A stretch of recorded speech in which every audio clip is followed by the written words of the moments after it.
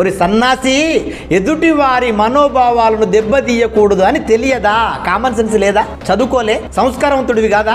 100 మంది 800 కోట్ల మందిలో 400 కోట్ల మంది సుమారుగా ఏం చేస్తున్నారు? వీళ్ళు యేసును స్వీకరించారు, దేవుడు ఉన్నాడని నమ్మారు. నువ్వు మాట్లాడే ఈ మాటలు 400 కోట్ల మంది యొక్క మనోభావాలు దెబ్బతీసే విధంగా ఉన్నాయన్న కనీస జ్ఞానం లేని నువ్వు ఒక ప్రొఫెసరు. మాట్లాడేటప్పుడు పద్ధతిగా నేర్చుకోవాలి, అవునా కదా? తీసుకురా, ఎలా పుట్టిందో ఈ ప్రకృతి ఎలా పుట్టిందో చెప్పు, నీ దగ్గర ఆధారాలు ఉంటే వివరించు. ఈ భూమి ఎలా పుట్టింది, ఈ సూర్యుడు ఎలా పుట్టాడు, ఈ చంద్రుడు ఎలా పుట్టాడు, ఇవన్నీ ఎలా కలిగాయి చెప్పు. మరి చెప్పగలవా? అసలు ఆధారాలు ఉన్నాయా నీ దగ్గర? నీ తండ్రి గర్భములో నుండి ఒక డ్రాపుగా తల్లి గర్భములోనికి వెళ్ళిన తర్వాత అక్కడ ఆ డ్రాప్స్, ఆ నీటి చుక్కలు, నీటి బుడగలు అవయవాలుగా ఎలా అభివృద్ధి చెందాయో నీకు చేతనైతే జీవితకాల ఛాలెంజ్ ఇది. చెప్పు, తెలుసుకోండి. కనీసం ఎదుటివారి మనోభావాలను దెబ్బతీసే విధంగా ఎవరు మాట్లాడినా సహించేది లేదు. మాకుంది ప్రేమ అందరి మీద, అందరి నాయకుల మీద.